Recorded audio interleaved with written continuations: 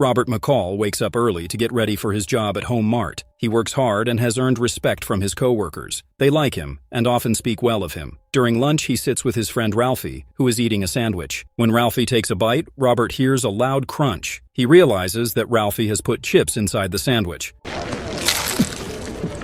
Ralphie has an important exam coming up in a week to qualify for a security guard position. Robert reminds him about the need to lose weight to pass the test. He speaks calmly but firmly and tries to encourage Ralphie to stay focused on his goal. After finishing work for the day, Robert heads home. The apartment is quiet, and he spends some time reading a book. The silence begins to weigh on him, making him feel lonely. To clear his mind, he decides to visit a restaurant near his apartment. He takes the book with him, planning to continue reading there. When Robert settles at his table, a girl sitting nearby starts a conversation with him. She asks if the man in his book has caught the fish yet. Robert looks up from his book and replies that the man hasn't even thrown the bait yet. The girl listens with interest and then tells Robert about a device she recently bought to help her make songs. She sounds excited and proud as she explains her plans. Robert smiles and tells her that he believes she is very talented. The girl seems happy to hear this. Before leaving, she asks him to let her know what happens to the fish in the story. The next evening, Robert returns to the restaurant. The same girl is there again. She approaches him and asks about the fish. She wants to know if the man in the book caught it. Fish. Oh, yeah. Yes, yeah, he did. Robert answers that the man did catch the fish, but a shark ate it. The girl listens carefully, but before the conversation can continue, a car suddenly stops outside the restaurant. The girl's phone rings and she takes the call. A man named Slavi is on the other end. He demands that she leave the restaurant and come to the car immediately. The girl looks nervous and pleads with him to let her stay. Slavi shouts at her, leaving her no choice. She walks out of the restaurant with tears in her eyes. It becomes clear that Slavi is her pimp. She is being forced to follow his orders. The girl gets into the car, where another man is waiting. Robert watches the entire scene from inside the restaurant. He stays quiet but observes every detail carefully. The next day, Robert spends time helping Ralphie with his weight loss efforts. He encourages him to stay consistent and reminds him about the importance of his upcoming test. 8, 7, 6. Later, Robert goes back to the restaurant. He notices the same girl sitting at a table. She looks tired and has fallen asleep. Robert decides to serve her some food. He quietly places it in front of her and waits for her to wake up. When she opens her eyes, she seems surprised. She looks at him and walks over to sit at his table. Robert notices faint bruises and marks on the girl's face. He learns that her name is Elena. Concerned, he gently asks her what happened. Elena hesitates, but eventually tells him that the man she got into the car with the previous night was the one who hit her. She then hands Robert a CD. It contains songs she has recorded in her voice. Robert looks at the CD for a moment and tells her that she doesn't have to keep doing work she doesn't want to do. He assures her that there are other ways to make a living. Elena sighs and explains that it's not as simple as it sounds. After a pause, she asks Robert about his wife. Robert tells her that he is a widower. He explains that he is trying to finish reading 100 books because it is something his wife used to do. They continue talking for hours, sharing bits of their lives. Later that night, while they are walking outside, You're very welcome, Alina. a car pulls up in front of them. Slavi steps out. His cold expression is enough to send a chill down Elena's spine. Without hesitation, he grabs Elena and forces her into the car. She pleads with Robert not to get involved. Before leaving, Slavi hands Robert a business card. He smirks and tells him to call if he ever wants a girl better than this one. Slavi's tone is mocking and his words are cruel. Robert says nothing and watches the car drive away, his face calm but his eyes focused. The next day, Robert returns to the restaurant. He looks around but does not see Elena. A feeling of unease settles over him. One of Elena's friends approaches and tells him that Elena was badly beaten by Slavi and is now in the hospital. The news confirms Robert's worst fear. Robert decides to take action. He visits Slavi and offers him $9,800 in cash. He tells Slavi the money is in exchange for leaving Elena alone. Slavi laughs and mocks him, making it clear he has no intention of agreeing. Robert picks up the money and looks around the room, silently taking in every detail. There are 3 other men in the office, all part of Slavi's gang. Robert steps back toward the door, locks it from the inside, and sets a timer for 16 seconds. What follows is swift and calculated. Robert uses the objects around the room with precision, taking down each of the gang members one by one. When it's over, Slavi is left bleeding from a wound in his neck. Gasping for breath, Slavi mutters that Robert will regret turning down his offer. Robert watches him quietly, as life drains from his eyes. The next day, Robert returns to work. Ralphie approaches him with a smile and hands him a small box of chips. Inside the box is a note with a number on it. It is the weight Ralphie needed to reach for the security guard job. Ralphie proudly tells Robert he made it, and Robert congratulates him with a nod. The news of Slavy and his gang's murder spreads quickly. A mysterious man named Teddy arrives in the city. He steps off a plane and heads straight to the scene of the crime in a black car. When Teddy arrives, he carefully examines the area. He tries to piece together what happened. It becomes clear that he works for Pushkin, a powerful figure who controls Slavy's gang. Pushkin's operations are supported by corrupt policemen. One of them is Frank, who takes orders from Teddy. Teddy instructs Frank to cooperate fully and to provide any information about the murders. His tone is cold and firm, making it clear that failure is not an option. The next day, Robert is at work when he learns that Ralphie has quit his job without explanation. Ralphie had been preparing for his security guard test, so this news surprises Robert. Concerned, Robert goes to see him and finds him helping his mother at her restaurant. Ralphie explains that the restaurant had been damaged in a fire. He believes the fire was caused by an electrical fault, but Robert suspects it was intentional. Robert carefully observes the situation. Ralphie admits that he doesn't want to cause any trouble. He asks Robert to help clean up the restaurant. While working, Robert notices two policemen leaving the place. He realizes they are blackmailing Ralphie's mother and had demanded money from her. When she couldn't pay on time, they burned the restaurant to punish her. After the policemen leave, Robert calmly confronts them. He demands that they return the money they took. He reveals that he has recorded their actions as proof. The policemen refuse and try to take his phone, but Robert quickly overpowers them. He warns them that if they do not return the money to Ralphie's mother, he will release the video and expose their crimes. Meanwhile, Teddy intensifies his efforts to find out who killed Slavy and his gang. He brings Frank with him to meet other criminal groups in the area. Among them is an Irishman named John, who leads a gang. Teddy knows that John and his crew are not involved in the murders. Despite this, he kills John and his entire gang. Teddy uses their deaths as a warning to other gangs, showing them the consequences of stepping out of line. Later, Teddy visits the hospital where Elena's friend is staying. He questions her about Elena's whereabouts, but she denies knowing anything. Teddy doesn't believe her, but he leaves for now. Pushkin calls Teddy and demands to know if he has made progress in finding the person responsible for Slavy's murder. Teddy speaks with Pushkin and informs him that none of the gangs allied with them are responsible for Slavy's murder. He explains that the person behind it is a professional. Teddy assures Pushkin that he will figure out who it is soon. Teddy begins interrogating Elena's friend because he knows she lied to him earlier. He tells her that everyone has said she was the person closest to Elena and must know everything about her. Pressured and afraid, the friend tells Teddy about a man who had come to visit Elena. She gives a detailed description of him. Once Teddy gets the information he needs, he kills her. Meanwhile, the two corrupt policemen return the money they had stolen from Ralphie's mother. Ralphie is finally able to focus on his security guard test. With Robert's help and encouragement, he passes and gets the job he worked so hard for. Teddy continues his investigation and manages to uncover Robert's description. He learns that Robert had entered the casino where Slavy was killed, but no one saw him leave. This raises Teddy's suspicion further. The next day, a man enters Home Mart and threatens one of Robert's co-workers with a gun. He demands money and her ring. Robert gives him the money but cannot intervene directly because there are children in the store. He calmly asks the girl to hand over her ring to the thief. After the robber leaves, Robert silently follows him. Later, the girl finds her ring back at her workplace. It becomes clear that Robert tracked down the thief, killed him, and returned the ring to its rightful owner. Teddy eventually figures out where Robert lives and manages to get inside his apartment. When Robert arrives home, he immediately senses that someone has been there. He opens the door and finds Teddy waiting for him. Teddy introduces himself and claims he is investigating the murder of 5 Russians. Teddy questions Robert,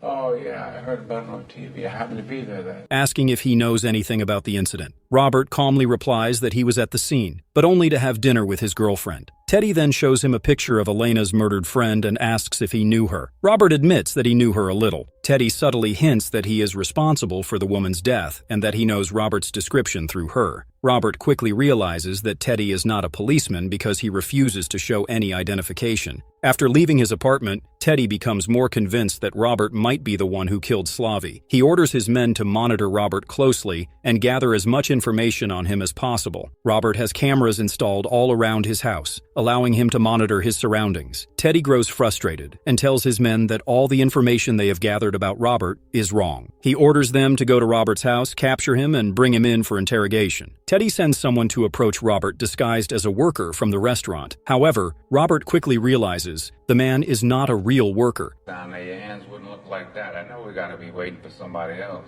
He notices that the man's hands do not match the rough, worn appearance of someone who works in such a job. The man tries to threaten Robert Robert, but Robert acts quickly and kills him. Afterward, Robert cuts the power at the restaurant and steps outside. From across the street, he notices Teddy and Frank sitting in a car, watching the restaurant. Without hesitation, Robert takes out his phone and snaps a picture of them. Teddy realizes he has been spotted and starts pursuing Robert. Robert manages to escape, but during the chase, he confronts another one of Teddy's men. This man turns out to be a corrupt policeman working for Teddy. Robert disarms him, takes his badge and phone, and escapes. However, Robert sustains a gunshot wound to his foot, fired by the man disguised as a restaurant worker earlier. Later, Teddy's gang arrives at Robert's apartment. They search the place but find no sign of him. Meanwhile, Robert is nearby, watching their every move through the cameras he had set up earlier. Teddy senses that Robert is observing them and angrily orders the corrupt policeman working with him to locate Robert. He warns them that if they fail, he will find others who can. In search of more information, Robert visits his friend Susan, who holds an influential position in the government. He shows her the photo he took of Teddy and asks her to help him uncover information about him. Susan agrees and begins investigating. It is revealed that Robert has been living in hiding because his death had been faked in the past. Susan discovers valuable information about Teddy and shares it with Robert. She explains that Teddy works for Pushkin, a powerful figure in the Russian mafia. Pushkin has extensive political connections, making him a dangerous opponent. Susan warns Robert that Teddy is highly intelligent and has a reputation for cruelty. She also provides information about the corrupt policeman working for Teddy, including Frank, who had recently left his post after the events surrounding Robert. Later, Susan confides in her husband that Robert did not come to her for help. Instead, he came to seek her permission to confront the Russian mafia on his own terms. Determined to act, Robert tracks down Frank. He captures him and interrogates him to uncover everything he can about Pushkin and his operations. Frank reveals to Robert the location of a site where Pushkin's illegal money is being collected. Robert decides to act. He takes Frank with him, pretending that Frank is introducing him as one of Pushkin's new men. When they arrive, Robert confidently tells the men at the site that he is taking over the place. In a swift move, Robert disarms one of the gang members and takes control of the situation. With their hands behind their back, they'll do that, won't they?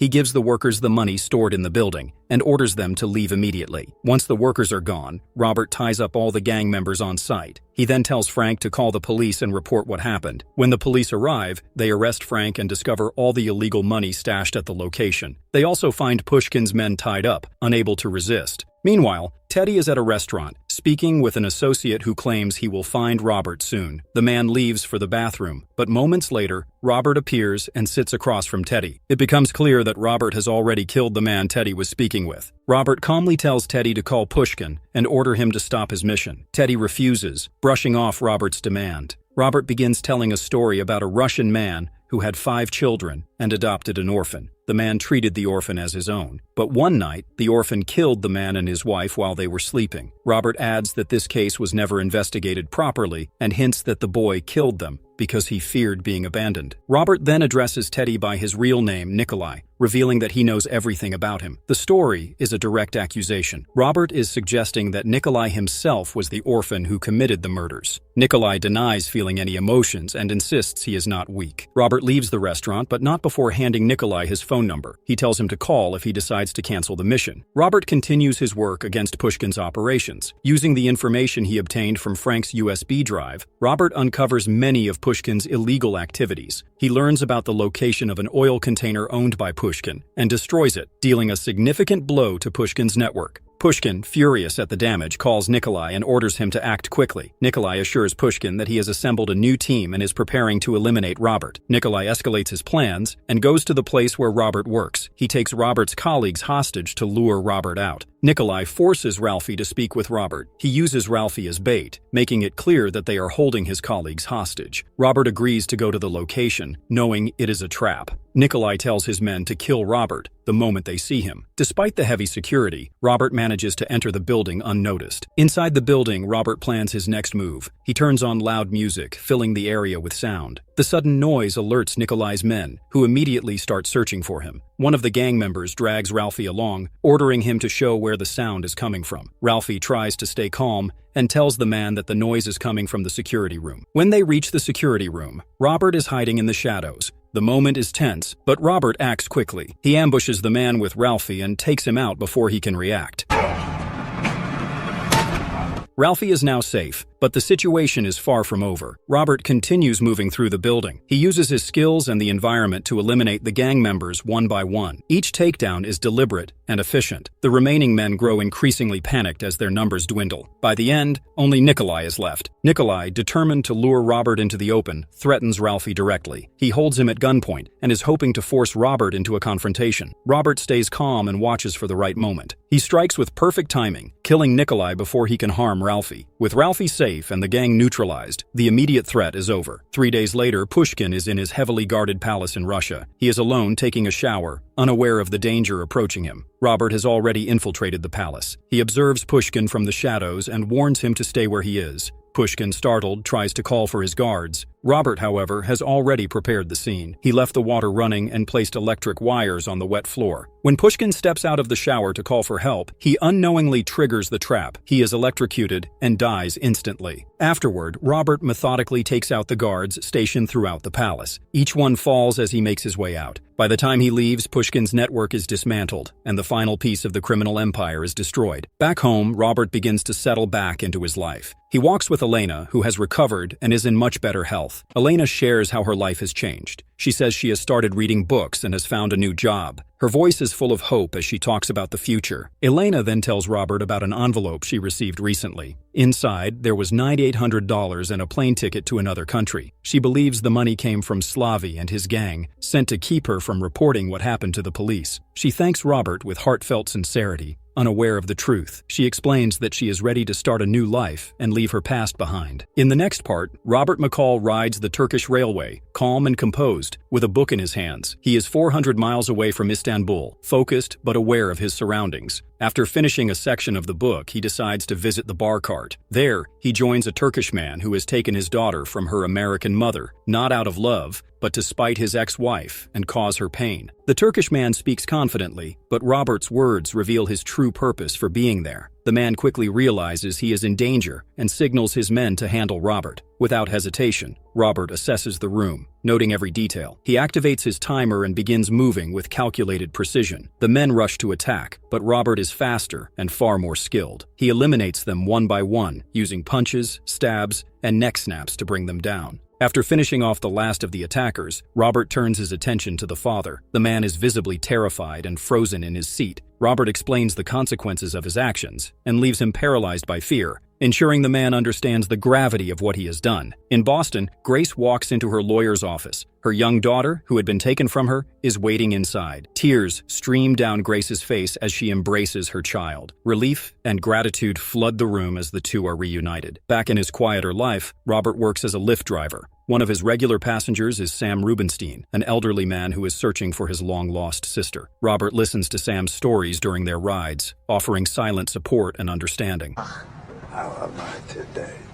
On another night, Robert picks up a young woman who appears disoriented and drugged. He senses that something terrible has happened to her and takes her to the hospital to ensure she receives care. After leaving the hospital, he drives to the apartment where the men responsible are staying. At the apartment, Robert knocks on the door and speaks calmly to the men inside. He advises them to take responsibility for their actions. The leader of the group dismisses Robert's warning and locks the door. Robert takes a moment to observe the room and begins his work. The leader tries to attack, but Robert uses his own belongings against him, delivering precise and effective strikes. He moves through the room, breaking bones and neutralizing each man with careful, deliberate actions. When he gets to the last one, he tells him to call emergency services and confess to what they did to the girl. The man, trembling with fear, complies without resistance. Robert's tone is calm but firm, making it clear that he expects this to happen. Before leaving, Robert delivers a final warning and makes a remark about expecting a 5-star rating for his service. He walks out, leaving behind a scene of justice and fear. In Belgium, Mr. Calbert arrives home to a horrific scene. His wife is crying and visibly beaten. Before he can process what is happening, 3 men, Resnick, Ari, and Kovac, emerge from the shadows. Without hesitation, one of the men shoots Calbert's wife in the head, killing her instantly. They force Calbert to sit down, and Resnick shoves a gun into his mouth. Moments later, he pulls the trigger, ending Calbert's life. Back in the United States, Robert visits a bookstore to pick up a new book he had ordered. While there, he recognizes the clerk as Grace. Her daughter, who is with her, seems to recognize Robert as well, but Grace remains unaware that he was the one who reunited her with her child. Robert chooses to keep it that way, quietly observing as they go about their day. When Robert returns home, he finds Susan Plummer waiting for him. They share a warm and friendly dinner, catching up as old friends. Susan, however, forgot an important detail. It is Vivian's birthday, Robert's late wife. She gently suggests that Robert should spend more time outside and reconnect with the world. Later, Robert notices that Fatima, one of his neighbors, has had her garden vandalized. Her walls are sprayed with graffiti, and the sight disturbs Robert. He decides to start cleaning the walls himself. As he works, a young man named Miles Whitaker approaches him. But nobody does, Miles. Ends up everybody. Miles, who is an aspiring artist and often interacts with Robert, makes a comment about the graffiti and how it fits with the building. Robert responds with a subtle remark, pointing out the difference between what is supposed to happen and what actually does. Miles offers to help Robert remove the graffiti for a price. Robert agrees, appreciating Miles's willingness to help, even if the motivation is partly financial. The two begin working on cleaning up the vandalism. Meanwhile, Susan is investigating the brutal murder of the Calberts in Belgium. She speaks with her colleague, Dave York, as they review the crime scene. Together, they piece together clues and try to understand who could be behind such a violent act. After their work at the scene, Susan returns to her hotel room. Unbeknownst to her, two men are following her. They break into her room and attack her, shouting about money. Despite their aggression, Susan fights back with remarkable skill. She holds her ground for a while, but is eventually cornered in the bedroom. While this happens, Robert is watching Miles paint a wall. His phone rings, and it's Brian, Susan's husband, delivering devastating news. Susan has been murdered. Robert's calm demeanor cracks for a moment as he processes the loss of his close friend. Robert flies to Washington, D.C. to attend Susan's funeral. Afterward, he begins his own investigation into her death. He reviews hotel camera footage and crime scene photos, determined to uncover the truth. He traces the leads back to the two thugs who attacked Susan. The thugs are at their apartment, blasting music when they hear a phone ring. Confused, they check their phones, only to realize the sound is coming from an unknown device on the floor. The men pick up the phone and answer it. The moment they do, their radio explodes, killing them instantly. Outside, Resnick and his companions watch the explosion with satisfaction. They had planned it as a way to eliminate the men and cover their tracks. Robert reunites with Dave, who had thought he was dead. Together, they analyze the recent killings. Robert deduces that the thugs were not the masterminds, but loose ends that had to be silenced. He begins to connect Susan's murder to the Calbert case, suspecting that they are part of a larger and more sinister plot. Later, Robert observes Miles walking with two local gang members. Concerned about the situation, Robert decides to follow them discreetly. The group enters an apartment, and Robert quietly disables the guards stationed at the entrance. He confiscates their weapons before stepping inside. Inside the apartment, Miles is with the gang members and is listening to their plan. They promise to help him take revenge on the people who killed his brother. Robert interrupts the discussion, making his presence known. He makes it clear to Miles that associating with these men will only lead to trouble. His words leave no room for argument, and Miles follows him outside, leaving the gang members behind. Outside, Robert speaks firmly to Miles, explaining the reality of his situation. He reminds Miles that he has talent and potential, and warns him not to waste his life pursuing violence. Robert stresses that choices shape a person's future, and urges Miles to take advantage of the opportunities still available to him. The weight of Robert's words resonates with Miles, who begins to reflect on his path. Sometime later, Robert takes a job driving a passenger who claims to be heading to the airport. Robert notices something suspicious about the man and decides to test him. He intentionally takes a different route and mentions it. The man reacts by pulling out a knife and attempts to attack Robert. Robert responds swiftly. He drives erratically, causing the man to lose his balance inside the car. Using the chaos to his advantage, Robert repeatedly strikes the man with his elbow. The passenger tries to regain control and pulls out a gun, but Robert slams on the brakes, disarming him. Robert ends the confrontation decisively, shooting the man 3 times in the face. After the fight, Robert retrieves the man's phone and discovers coded information on it. He burns his car to eliminate any evidence and disposes of the body. Later, Robert brings the phone to Dave's house. He greets Dave's wife and daughters politely before they leave the room, allowing him to speak privately with Dave. Robert shows Dave the information from the phone. Together, they work to trace the source of the messages. The trail leads to another phone, which Robert discovers belongs to Dave. Dave reveals that after he and the other operatives believed him to be dead, they turned to illegal activities. Their operations escalated, and when Susan began uncovering the truth, Dave killed her to protect their secrets. Government shut us down. He then takes Robert outside, saying it is time to meet with Resnick, Ari, and Kovac. Dave insists that none of what has happened is personal, presenting it as business. Robert makes it clear that their choices and what they have become are their own responsibility. He points out how in an imperfect world, actions often carry no consequences, but that this situation is different. He declares his intention to kill all of them for murdering Susan and states that his only regret is being able to do it only once. Afterward, Robert approaches Dave's wife, who happens to be passing by, and requests a ride. He departs, but not before telling Dave he will see him again soon. Recognizing the danger, Robert moves Brian to a secure location. He fears Dave and his associates might consider Brian a loose end. Miles is painting the walls of Robert's apartment. Dave and Kovac arrive and plan to break in. At the same time, Miles is on a call with Robert. Realizing the imminent threat, Robert instructs Miles to hide behind a secret spot in the bookshelf. Miles obeys but begins to feel claustrophobic in the confined space. Dave nearly discovers Miles, but Robert calls him and provides false information about his own location.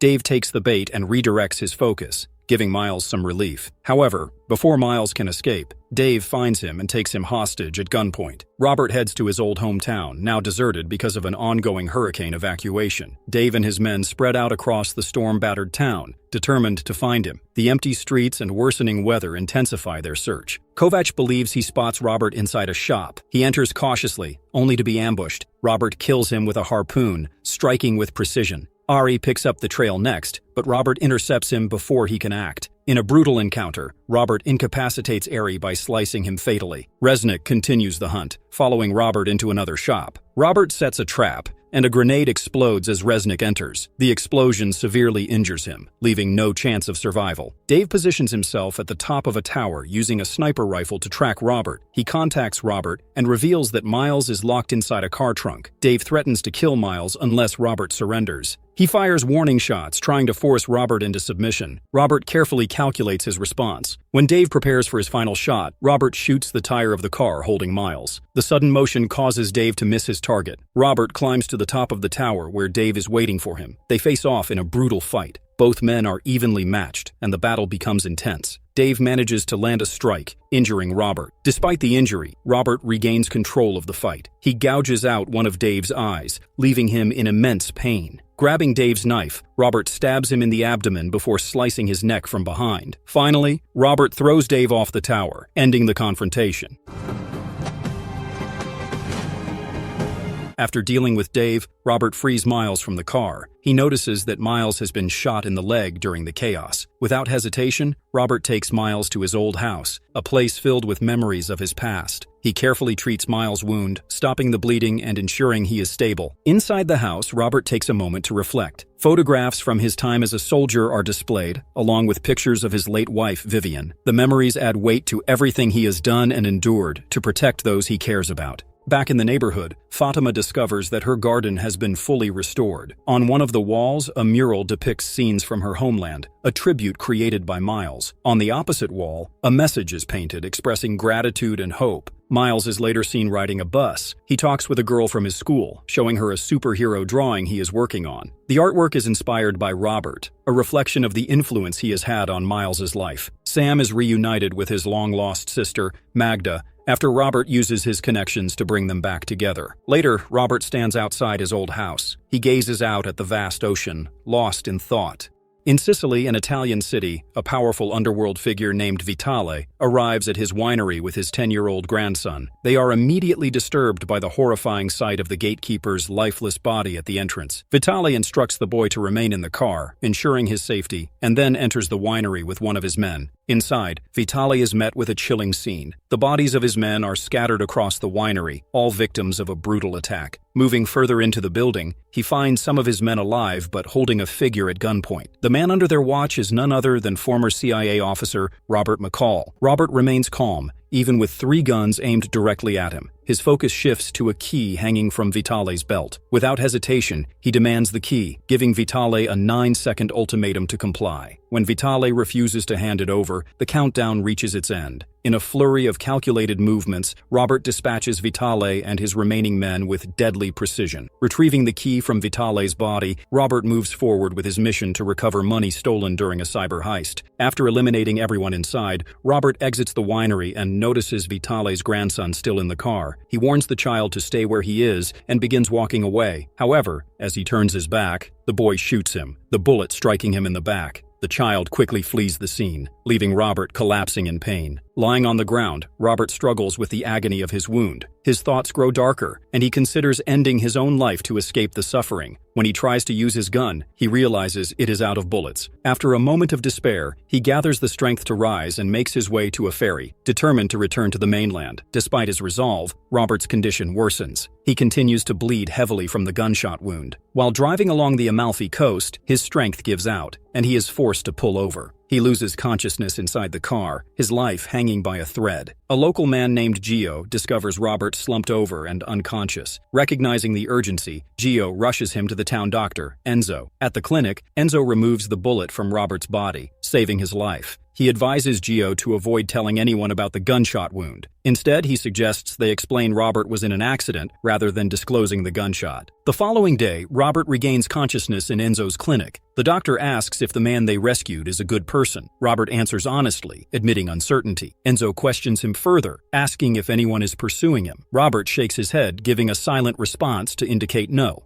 Over the next few days, Robert remains at the clinic to recover. Despite his physical improvement, he becomes restless. Eventually, he leaves the house, using a cane that once belonged to Enzo's father to steady himself. Outside, Enzo tells him about their town, a small coastal place called Altamonte. Robert listens quietly and decides to explore. He notices that the town has fewer people than expected, yet there is an unusual number of CCTV cameras scattered around. The contrast intrigues him. After walking for some time, Robert visits a local restaurant. He orders tea, but the waitress mistakenly brings him coffee instead. She encourages him to try it, and he reluctantly agrees. Shortly after, Gio enters the restaurant with his young daughter. He is still in his police uniform. Gio joins Robert at the table and asks about his injury. Robert replies simply, stating that it was caused by an accident. Gio comments on the doctor's generosity and explains that the townspeople hold him in high regard. He mentions how most of them, including himself, owe their lives to the doctor who brought them into the world. Before leaving, Gio hands Robert a set of car keys. He informs him that the car is parked behind the police station and reassures him that he has not looked through the bags inside. Gio departs with his daughter, leaving Robert to reflect on the brief conversation. After returning from the restaurant, Robert makes an anonymous call to CIA agent Emma. He provides a tip about the winery and its involvement in illegal drug operations, which are being disguised as a legitimate business in Sicily. Emma is startled by the unexpected information and questions the identity of the caller. Robert identifies the organization as a financial operation of the CIA that manages illicit funds. Without giving her time to respond, he ends the call abruptly and destroys his phone. Emma immediately traces the location Robert mentioned. She gathers a team and prepares for a raid to investigate the winery. That night, Robert sits in silence, reflecting on his late friend Susan. He recalls her firm belief that he could never tolerate injustice, no matter the circumstances. The memory stirs feelings of guilt as he thinks about the moment he took her life. In the morning, Robert observes a local gang intimidating the townspeople. They are pressuring residents to hand over money. He soon learns that the gang is led by a man named Marco, who is also involved in smuggling. Robert grows increasingly disturbed by the situation. He notices that the townspeople are fully aware of the gang's activities, but remain passive. Marco visits his brother Vincent, who leads their gang with ruthless authority. Vincent is in the middle of threatening a couple, pressuring them to sell their house for his hotel project. After delivering their violent message, Vincent and his men leave, ensuring the couple understands the consequences of defiance. Meanwhile, Emma leads a raid on the winery with a team of CIA officers. They uncover evidence confirming Robert's suspicions. Hidden in the storeroom are millions in cash and stashes of phenethylline tablets, a potent illegal drug. The team also discovers numerous lifeless bodies scattered throughout the winery. Forensic analysis reveals that all the deaths were caused by a single individual. Fingerprints found on the weapons confirm this conclusion. The team checks the fingerprints against the database, but finds no match. This anomaly leads them to suspect that an active terrorist organization might be involved in the area. The lack of information about the perpetrator raises further questions within the CIA. Back in the small town, Robert speaks with Enzo and asks why the police were not involved when they first discovered him. Enzo explains his reasoning. He recalls asking Robert if he was a good or bad person when he treated him. Robert's honest response, admitting uncertainty, convinced Enzo that he was good. The doctor believes someone with bad intentions would have tried harder to defend their innocence. Enzo's trust causes Robert to reflect deeply on his past actions. That night, Marco's gang targets Enzo's clinic. They set it on fire as punishment for failing to pay protection money.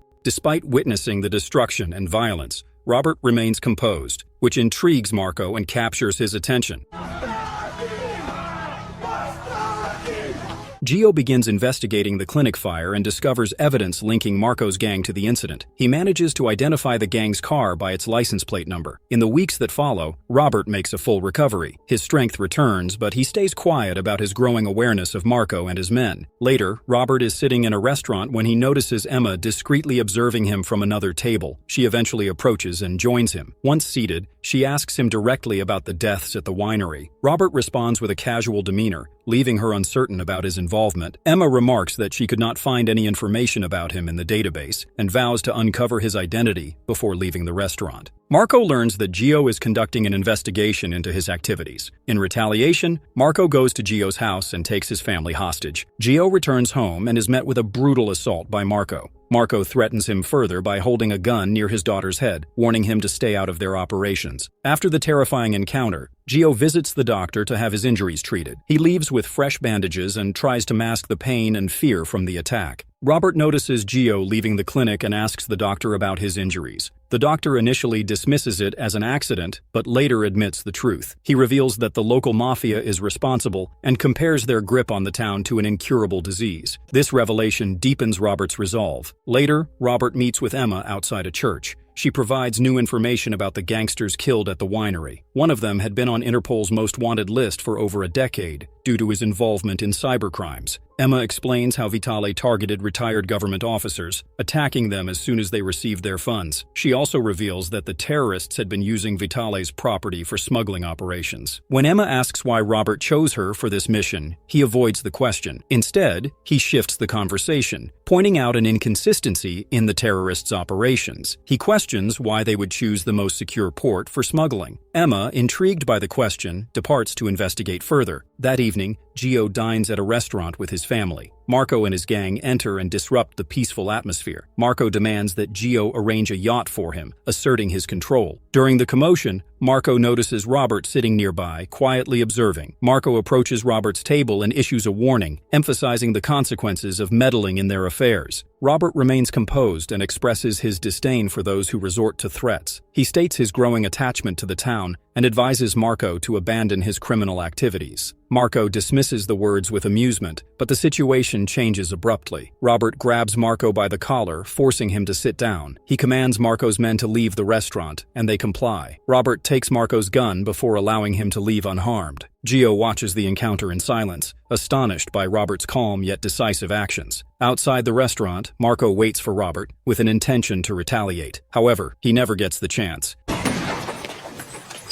Robert eliminates Marco's men swiftly as they exit the restaurant. In the end, Marco himself is killed. His lifeless body is left propped against a car, serving as a grim message. The following morning, the police find drugs concealed in the bodies of the deceased gang members. This discovery links Marco's gang to the smuggling operation. Shortly after, Emma receives a call from her superior. She is told to turn on the television, where breaking news reports multiple bomb blasts in Rome. Emma begins to suspect that the terrorists might be hiding within the city. She proposes that their best chance of finding information lies with the drug dealers, as no one can access the ports without their involvement. She decides to meet with the dealers who are in custody, believing they control much of the illegal activity. Emma visits the police chief of Sicily and requests access to interview the jailed dealers. The chief grants her permission to speak with all but one. He warns her to avoid meeting a particular dealer, emphasizing the risks involved. Despite the warning, Emma secretly meets the forbidden dealer. She uses threats to extract the address of another key dealer, adding valuable information to her investigation. Emma and her team raid the addresses gathered from the interrogation. The raids result in the deaths of all the dealers. This escalation alarms the police chief, who meets with Vincent to urge him to halt all activities. He warns Vincent that the CIA is systematically eliminating the dealers. He also cautions that Emma is closing in and will eventually discover Vincent's role as the mastermind behind the operations. Vincent, overwhelmed by grief over his brother Marco's death, reacts violently. He slashes the police chief's hand in anger and demands that he identify who killed Marco. The confrontation deepens Vincent's determination to protect his criminal empire. Emma arranges to meet with the police chief at the hospital to discuss her findings. Before the meeting, she receives a call from Robert. He reveals that there are no terrorist organizations involved in the events. Instead, he explains that the crimes are orchestrated by local gangs operating within Sicily. During their conversation, Emma's car explodes, sending her flying. Robert's timely call saves her life, as she had left the car moments before the blast. Although she survives, Emma and several officers sustain injuries from the explosion. Vincent escalates the situation by taking Gio hostage. He threatens to execute him in front of the entire town unless Robert reveals himself. Robert steps forward and is willing to face Vincent. Before Vincent can carry out his threat, Enzo intervenes and fires a gun. This bold act inspires the townspeople, who begin recording the incident on their phones. Faced with public scrutiny and mounting pressure, Vincent and his gang retreat, vowing retaliation the following day. Later that night, Robert takes matters into his own hands. He infiltrates Vincent's residence and eliminates his bodyguards one by one. In a final confrontation, Robert forces Vincent to ingest a lethal dose of his own drugs. The poisoning ends Vincent's life, bringing his criminal operations to a close. With Emma's help, Robert ensures that the money confiscated from the winery is returned to the pension fund of an elderly couple. This act restores some justice to the victims of the gang's crimes. At Langley, Virginia, Emma receives a promotion for her instrumental role in dismantling the Altamonte drug trade. Among her belongings, she finds a note from Robert congratulating her. The note expresses how proud her mother would be of her achievements. It is revealed that Emma is the daughter of Susan, a longtime friend and trusted ally of Robert. With the mafia eradicated from Altamonte, peace returns to the small town. Robert joins the locals in celebrating their victory after their team wins a football tournament.